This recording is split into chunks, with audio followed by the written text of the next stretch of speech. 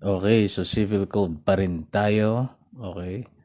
Simula na ito nung the other 50% of the civil code. Na-discuss na natin yung persons and family relations, succession, etc. dun sa isa.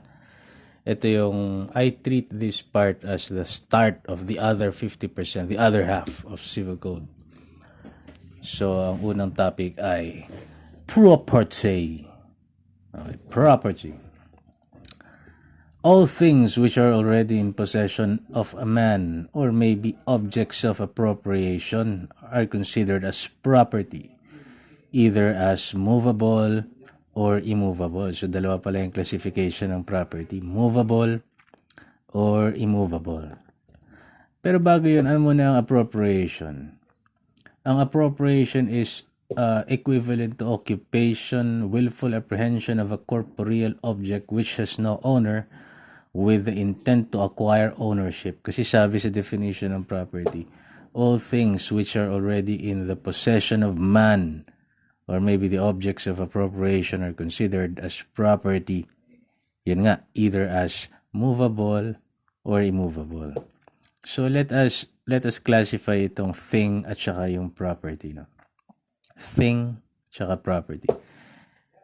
In a generic sense, all objects that exist which can be of utility to men, yun ang thing in its generic sense. In the juridical sense of a thing, all objects that exist which can be of utility to men and capable of appropriation, yun ang thing. Ang property not only includes things, sabi niya, it includes not only things which are already possessed by man, but also those which are susceptible of being possessed by man. Yun ang property daw, ano? Yan ang kaibahan niya sa thing. Okay, requisites of property. So, may tatlong requisites ng property. Utility, individuality or substantivity, and number 3, appropriability. So, magsimula tayo number 1, utility. Ibig sabihin nun, capable of satisfying human needs. For example, food, shelter, and clothing. Number 2, individuality or substantivity. It is the quality of having existence apart from any other thing or property.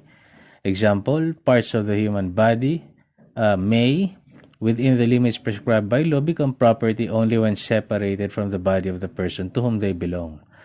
So, yun ang individuality or substantivity. And number 3 na requisites of property, yung appropriability.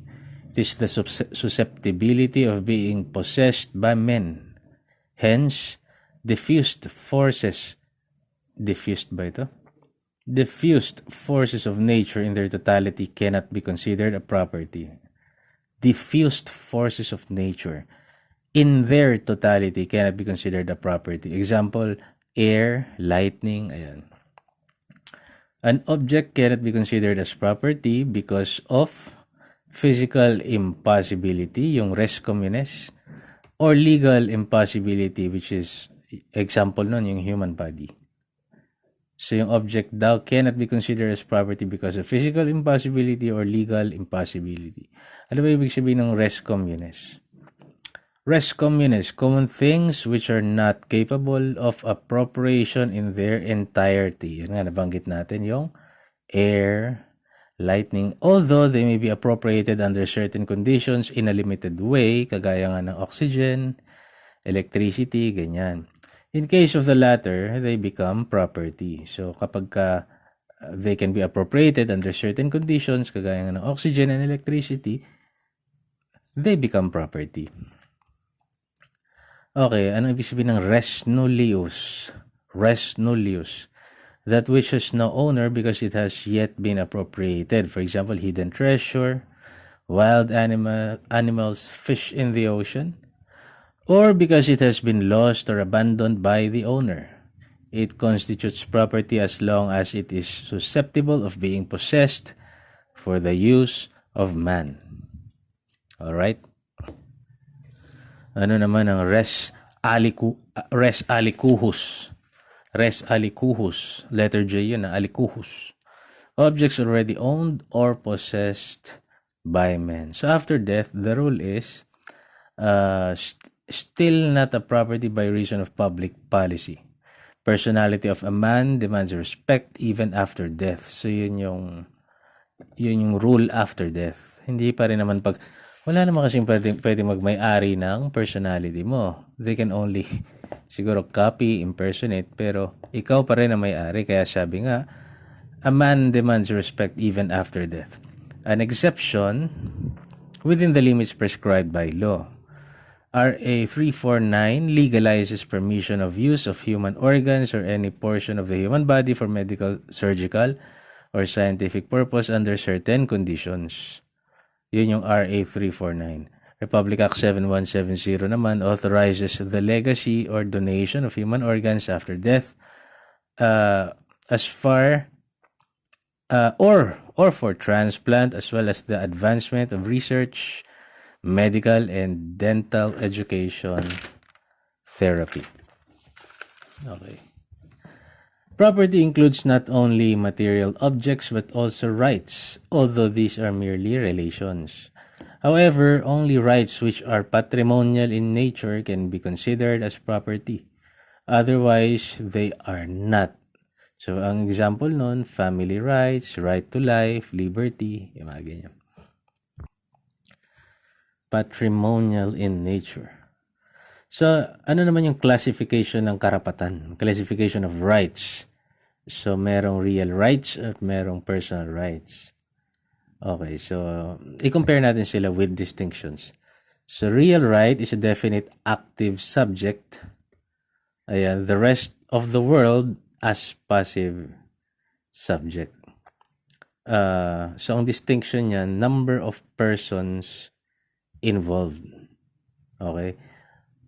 Kasi ang personal rights, a definite active subject and passive subject. Yun ang sabi niya. Real rights are generally corporeal things. Ang distinction niya sa personal right, yung object involved. Kasi sa personal right, intangible thing. Yun yung prestation niya, intangible thing.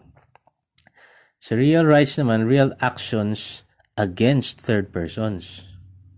Di ba?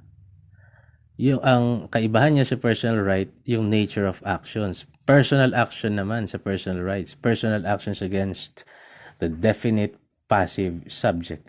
Sa real rights naman, by the loss or destruction of the property, doon siya nag-extinguish. Ang kaibahan niya naman sa personal right, by other causes. Ayan, yun ang sinasabi niya. Naintindihan ko ba? Hindi rin masyado, pero yun yung nakasulat. Okay, classification of property rights as to ownership. Okay, so letter A, common, letter B, public, letter C, private, letter D, nullius, and letter E, corporate. So, ayan yung mga classification of property rights as to ownership. Yung common, created by nature for the use of all. Kaya nga common. Diba? Res communis. Example niyan, sun, yung araw, sikat ng araw. Letter B, public. Public is owned by the state for the use of its inhabitants either directly, kagaya ng mga kalsada or roads, or indirectly, kagaya ng mga fortress.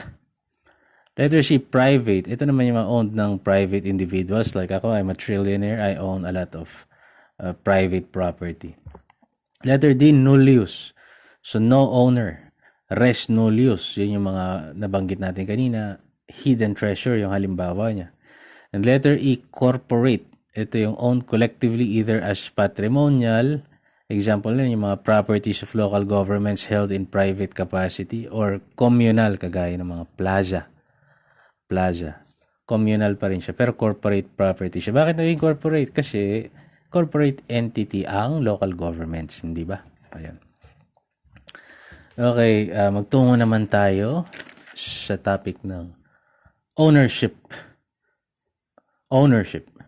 The independent right of a person to the exclusive enjoyment and control of a thing, including its disposition and recovery, subject only to the restrictions established by law and the rights of others. So, yun ang kahulugan ng ownership. Ano yung attributes of ownership? Number 1, right to enjoy. Number 2, right to dispose. And number 3, right to action. So number 1, right to enjoy includes right to use and enjoy, yung tinatawag na use utendi. Pero ang tawag ko dyan, J, jus utendi. Jus utendi, or yun yung right to use and enjoy. Jus fruendi. Use yata to, jus fruendi. Pero para mas madaling intindi, letter J siya. Jus fruendi, rights to the fruits. Jus accessiones, ito yung right to accessories. And yung jus abutendi, right to consume within the limits prescribed by law. Okay, so lahat ng ito includes the right to exclude any person from the enjoyment and disposal thereof. Okay? Kasi may ownership ka sa bagay na yun eh. So you have the right to enjoy. Sa right to enjoy, kaakibat lahat ng sinabi natin. Right to use, right to fruits, right to accessories, right to consume within the limits prescribed by law. And kasama sa right to enjoy, yung right to exclude any person from the enjoyment and disposal thereof. Naalala ko yung pinsan ko, si PJ. Nung mga bata kami, lahat ng mga meron siya. Mga computer games meron siya. Ako wala. So, meron siyang Game Boy. Ang ano yun, sikat na sikat ng time na yun yung Game Boy. Ang pinapahiram niya sa akin yung Game and Watch. Kasi yun, hindi sikat yun eh. Yung Game Boy, may mga bala-bala yun eh. So, meron siyang, dahil pag-aari niya yung Game Boy na yun, he has the right to exclude my use. Even yung Game and Watch, it is because of his personal grace na nagagamit ko yung Game and Watch at least. So yun ay attribute of ownership. Ikalawang attribute, right to dispose.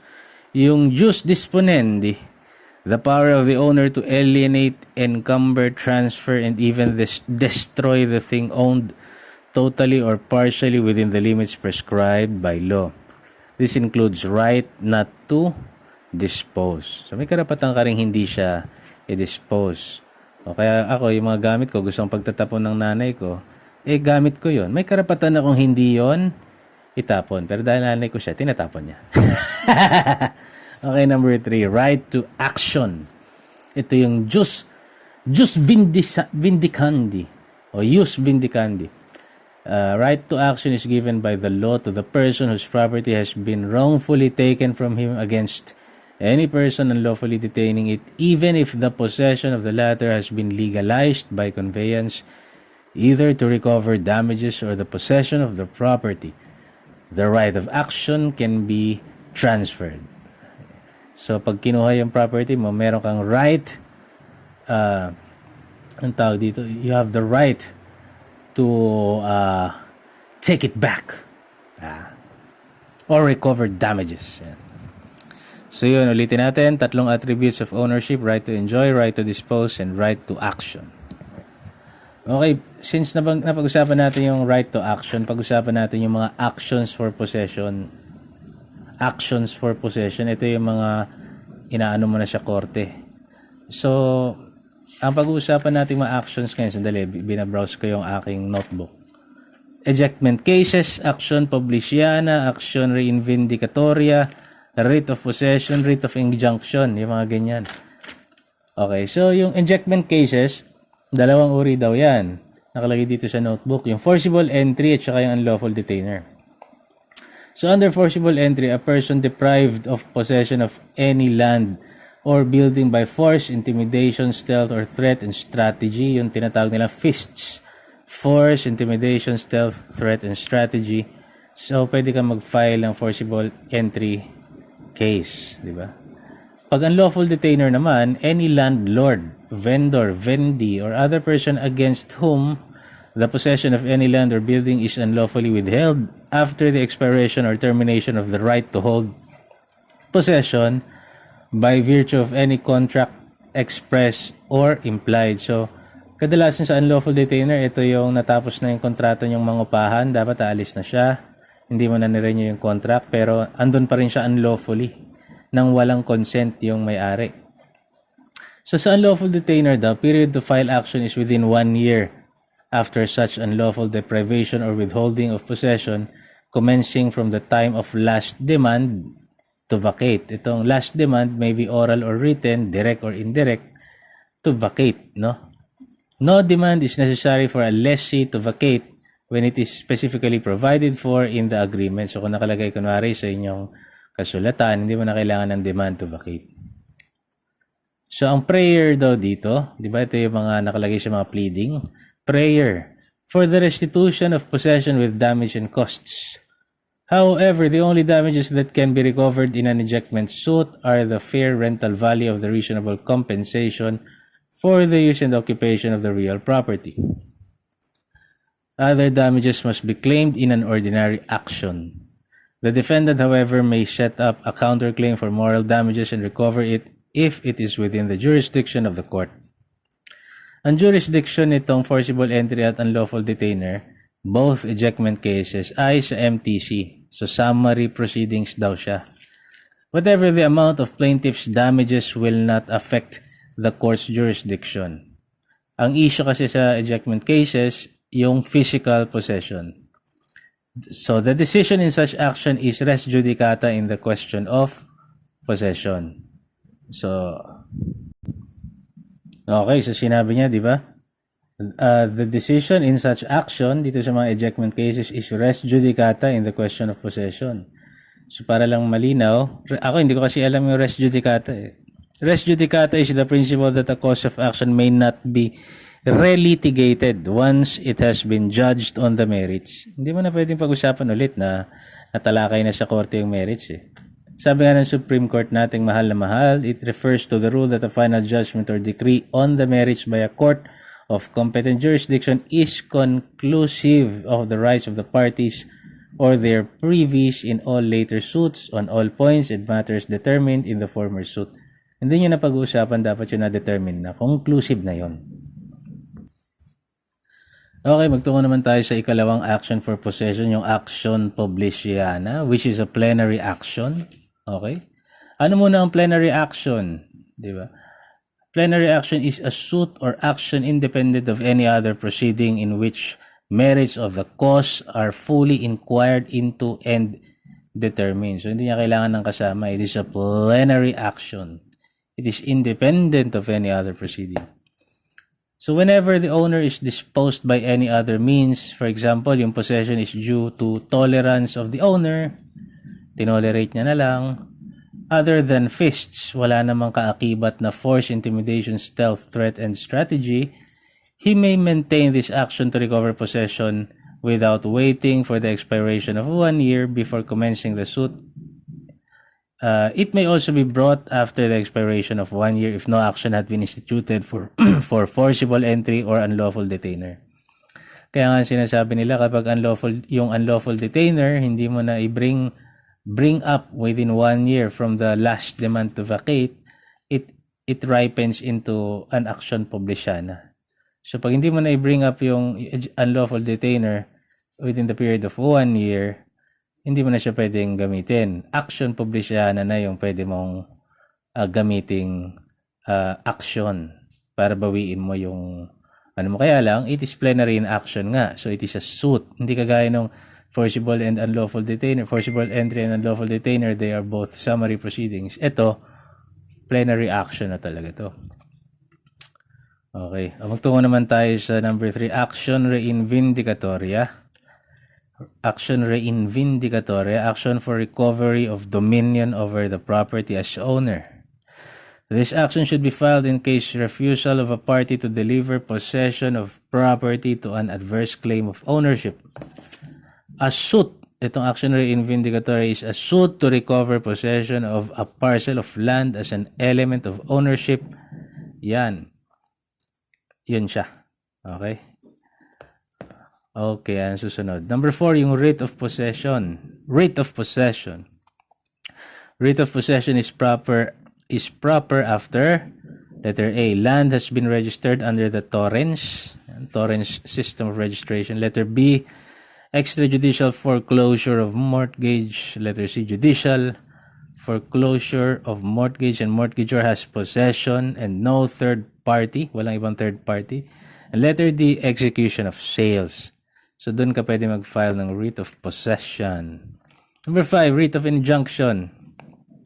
not a remedy for recovery of possession. Okay, if plaintiff is the owner, he is entitled to equitable remedy of injunction. So, ano lang yan, injunction. Hindi ibig sabihin na nag-grant sa'yo injunction, sa'yo na yung ownership. Yun ang sinasabi niya.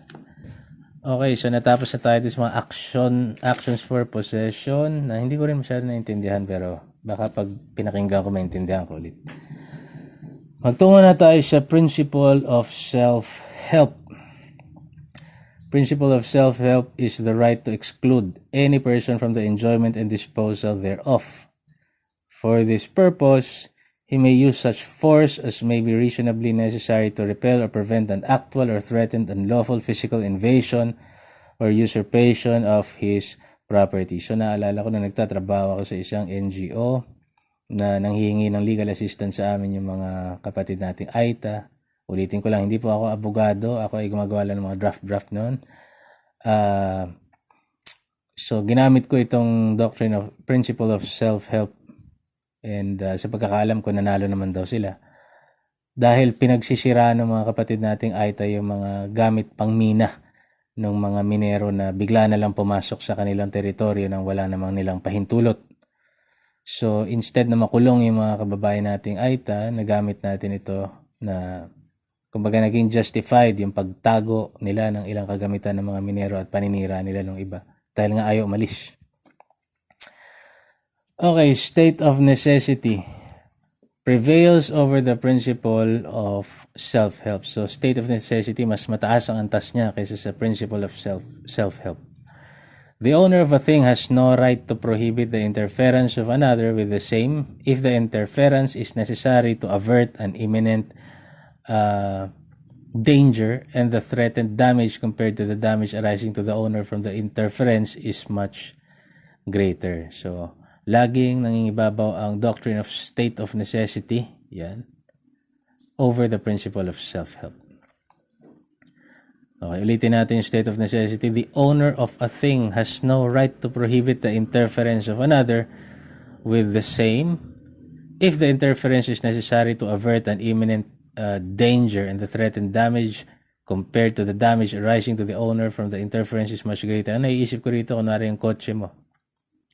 May babagsak kunwari na bubong doon sa kotse mo, biglang tinulak ng mga taong bayan. So naka-handbrake yun. Sa puwersa nila nasira yung handbrake mo. Hindi na gumagana yung handbrake mo pero naitulak nila para hindi mabagsakan ng babagsak na structure na dudurog doon sa kotse mo. So, wag ka nang maningil ng sira nila sa handbrake mo. Di ba? Kasi hindi mo na mapapakinabangan yung kotse mo kung nabagsakan siya nung sinasabi kong babagsak. So that is the state of necessity. Hidden treasure. Ito, tungo naman tayo rito. Pangarap kong makakuha ng mga hidden treasure. Consists of money, jewels, or other precious objects which are hidden and unknown such that their finding is a real discovery. Ano yung mga rules on hidden treasure? Marami ito. Letter A to letter L. Tama. Letter A, treasure belongs to the owner of the land if he is the finder. Letter B, finder is entitled to 1/2 if he is not the owner of the land at yung discovery is by chance. Letter C, trespasser finder shall not be entitled. Wala kang karapatan. Pare, pumasok ka sa lote ko, wala akong paintulot, naghukay ka ron. Okay, wala akong paintulot, maghukay ka. Okay, hindi ka entitled. Letter D, things found to be of interest to science or arts, the state may acquire for just price, which shall be divided equally among landowners and finder. Letter E, by chance means good luck. No intention to find treasure. Yun ang ibig sabihin ng by chance dito. Letter F, the one who looks for hidden treasure on the property of another must obtain permission.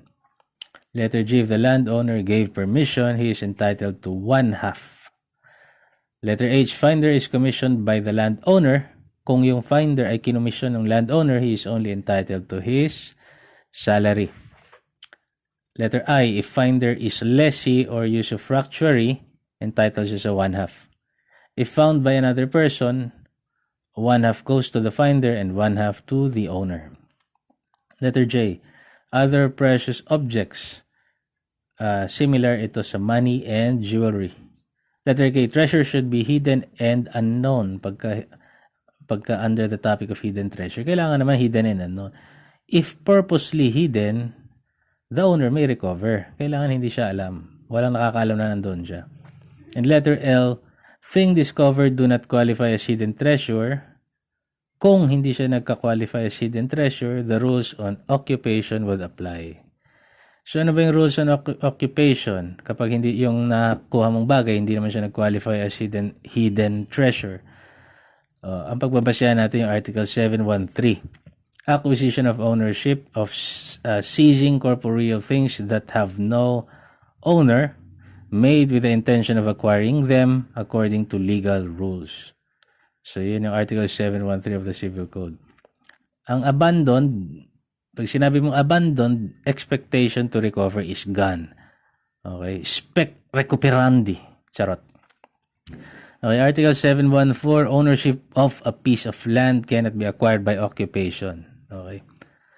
When the land is without owner, it pertains to the state. So pag squatter ka, merong may-ari ng lote na yun, hindi mo pwede siyang i-acquire dahil lang inokupa mo. Bawal yon. Pag wala naman may-ari nun, hindi mo rin siya pwedeng ma-acquire dahil lang inokupa mo. Kaya nga illegal settlers eh. Dahil kung walang may-ari doon, ang may-ari doon yung state, yung estado. Okay, magtungo naman tayo sa topic of accession. Accession. The right of the owner of a thing, real or personal, to become the owner of everything which is produced thereby or which is incorporated or attached thereto either naturally or artificially. So ano yung uri ng accession? The kinds of accession: number 1, accession discreta, and number 2, accession continua. So ang accession discreta, extension of the right of ownership to the products of a thing. Accession discreta is based on the principle of justice, for it is only just that the owner of a thing should also own whatever it produces. Ang divisions niya, natural, industrial, and civil fruits. O naman, kung ako may-ari ng lote at yung lote ko ay merong puno doon, ako ang may karapatan doon sa mga bunga ng puno. Okay, yung accession continua. The acquisition of ownership over a thing incorporated to that which belongs to the owner. Accession continua is based on convenience, necessity, and utility, for it is more practical that the owner of the principal should also own the accessory instead of a co-ownership. So ito ay pag with respect to real property, accession industrial, so building, planting, sowing, at saka accession natural. Ito yung alluvium, avulsium, ito yung by force of river, change of river course, formation of islands. Yun yung with respect to real property. Pag with respect naman, accession continua with respect to personal property, nandyan yung conjunction or adjunction, commixtion or confusion, and specification. As a general rule, all fruits belong to the owner. Ang exception doon ay letter A, possession in good faith, letter B, usufructuary, letter C, lessee, letter D, pledge, and letter E, creditor in antichresis. Okay, magtungo naman tayo sa co-ownership. So, no co-owner shall be obliged to remain in the co-ownership. Each co-owner may demand partition of the thing owned in common. What are the rules of co-ownership? Letter A, the resolutions of the majority of the co-owners shall be binding. Majority rule. Letter B, there shall be no majority unless the resolution is approved by the co-owners who represent the controlling interest in the object of the co-ownership. Letter C, should there be no majority, or should the resolution of the majority be seriously prejudicial to those interested in the property owned in common, the court, at the instance of an interested party, shall order such measures as it may deem proper, including the appointment of the administrator. Ano ba yung mga rights of the co-owners? Number 1, he shall have full ownership of his part. Ano ba yung part niya? His undivided interest or share in the common property. Number 2, full ownership of the fruits and benefits pertaining thereto. Number 3, he may alienate, assign, or mortgage his ideal interest of share. The effect of the alienation or mortgage shall be limited to the portion which may be allotted to him in the division upon the termination of the co-ownership. So, pwede niya lang gawin to kapag upon termination of co-ownership, ha? Hindi siya pwede magsanla at mag-alienate ng ng walang pahintulot yung other co-owners. Number 4, substitute another person in the enjoyment of his part, except when personal rights are involved. And number 5, he may by himself extinguish any real right existing on the thing. Magtungo naman tayo sa usufruct. Usufruct under Article 562 of the Civil Code. So, a real right of a temporary nature. Ayan. So, ang usufruct is a real right of a temporary nature. All the benefits which result from the normal enjoyment of another's property with the obligation to return at the designated time, either the same thing or, in special cases, its equivalent. So, yun ang usufruct. Ano yung kaibahan niya sa lease? Usufruct is always a real right. Real right kasi may right ka sa real property. Yung lease is generally a personal right. Number 2, person creating it sa usufruct should be the owner of his duly authorized, should be the owner or his duly authorized agent. Diba? Kailangan yung may-ari, yung binibigyan ka ng pahintulot sa usufruct. Sa lease naman, the lessor may not be the owner. Diba? Kasi nga, diba, may sublessee, ganyan. Ang usufruct may be created by law, contract, or will of the testator. Kunwari, binigyan ka ng namayapa ng karapatan dun sa will niya na doon ka, enjoy the fruits of my land, but you have the obligation to preserve it and then return it to my heirs. Charot. Doon naman sa lease, it is created by contract, generally. Sa usufruct, it covers all the fruits and all the uses and benefits of the entire property. So, pwede mong anihin lahat ng puno ng mangga, lahat ng puno ng saging, tapos magpagulong-gulong ka dun sa property. Yung lease naman, certain uses only. Kunwari, nilease mo siya para tirahan mo, o tirahan mo lang. Diba? Wag mong gawing, ang tawag dito, ginawa mo naman kunwaring gumawa ka ng mga ano dun, mga nagmina ka dun. Okay, hindi naman pwede yun. Number 5, passive owner sa usufruct. Passive, yung owner is a passive owner who allows the usufructuary to enjoy the object given in usufruct. Sa lease naman, active owner or lessor who makes the lessee enjoy. So, active owner ako, hindi kita pinapabayaan. Aktibo kitang pinahintulutan. Yan.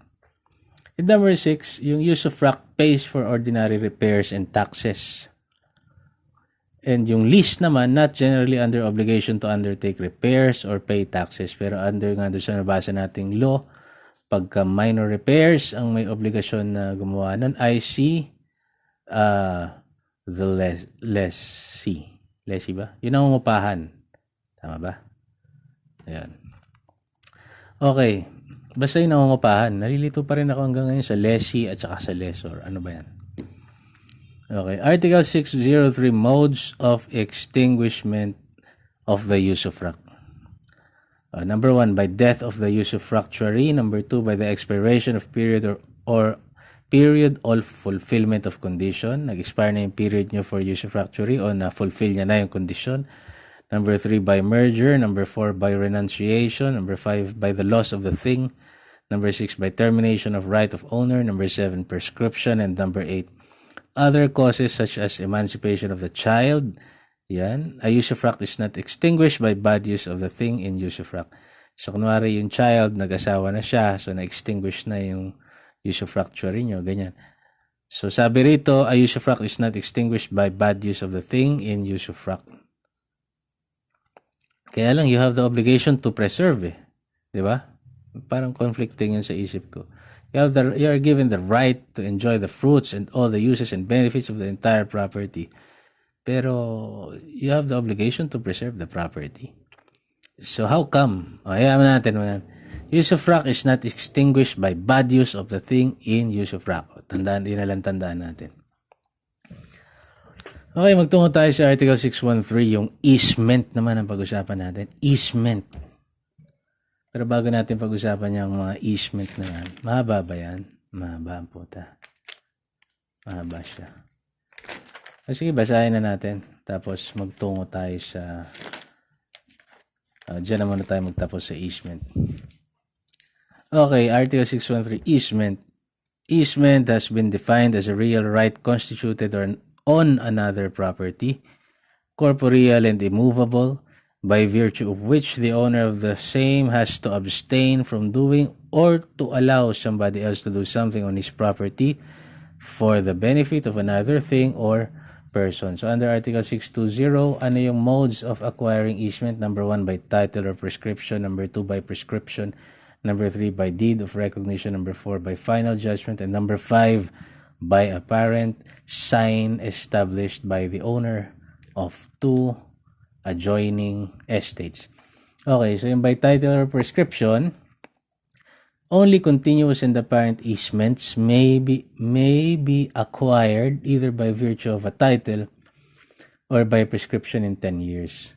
The only requirement being dito sa mode of acquiring easement by title or prescription is that there be adverse possession of the easement for 10 years, regardless of good faith or bad faith. Okay, so number 2 na mode of acquiring easement, yung prescription. Yun nga, prescription of 10 years. Number 3, by deed of recognition, tsaka yung by deed of final judgment, presupposes that there is title for the easement. Easement may have been acquired by oral contract, ayan, yung deed of recognition, or by virtue of some document that has been lost. In either case, easement exists. So, pwedeng nagdesisyon ng korte na, ops, merong easement na nangyayari. Yun yung by final judgment. And number 5, by apparent sign established by the owner of 2 adjoining estates. What the law requires is that the sign indicates the existence of a servitude, although there is no true servitude, there being only one owner. Article 634, legal easement defined. So easements imposed by law and which have for their object either public use or the interest of private persons. Yun yung legal easement. So dalawa yung legal easement. Number 1, public legal easements. Ito yung easements under special laws relating thereto, and yung private legal easements, primarily by the agreement of the interested parties, provided it is not prohibited by law or injurious to a third person. Ito rin yung tinatawag na voluntary easement. Okay, so ano ba ang dominant and servient estate? Okay. An easement has been defined as a privilege to pass over the land of another whereby the holder of the easement, yung dominant estate, siya yung holder of the easement, acquires only a reasonable and usual enjoyment of the property, and the owner of the land, ito yung servient estate, retains the benefits and privileges of ownership consistent with the easement. So yung nakikidaan, siya si dominant estate, yung may-ari ng daan na nagbibigay ng pagkakataong makadaan yung iba ron, siya si servient estate. Requisites of compulsory easement of way. So, kailangan daw reasonable and necessary. Ito yung 4 na requisites niya. Number 1, that the dominant estate is surrounded by other immovables and has no adequate outlet to a public highway. Number 2, after the payment of property indemnity. Number 3, the isolation was not due to acts of the proprietor of the dominant estate.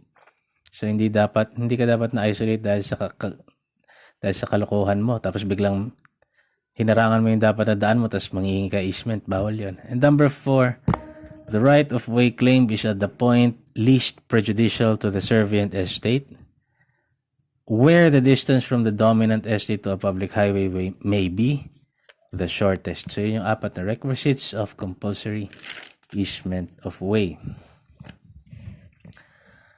Okay, Article 637, legal easements relating to waters. Ito yung number 1, natural drainage. Number 2, drainage of buildings. Number 3, easements on riparian banks for navigation. Number 4, easement of a dam. Number 5, easement of drawing waters or for watering animals. Number 6, easement of aqueduct. Number 7, easement for the construction of a stop clock or sluice gate. Ayan. Duty of the servant owner. Ito yung duty ng servant owner. Yung may-ari. Yung nagpaparaya, nagpapadaan. Ang duty niya, he cannot construct works which will impede the easement. Dominant owner may demand their removal or destruction and recover damages. Duty naman ng dominant owner, yung nakikiraan, cannot make works which will increase the burden, but he is not prohibited from cultivating his land or constructing works to regulate the descent of waters to prevent erosion to his land, and as long as he does not impede the natural flow of the waters and increase the burden of the lower estate. So yung dominant owner is not liable for damages. Tungo naman tayo sa easement of aqueduct under Article 642. Ito, easement of aqueduct. The right arising from a forced easement by virtue of which the owner of an estate who desires to avail himself of water for the use of said estate may make such waters pass through the intermediate estate with the obligation of indemnifying the owner of the same and also the owner of the estate to which the water may filter or flow. Itong easement of aqueduct generally non-apparent because it is found underground. This continues because it is used only at times and during the dry season. The use may be very seldom due to the insufficient flow of water.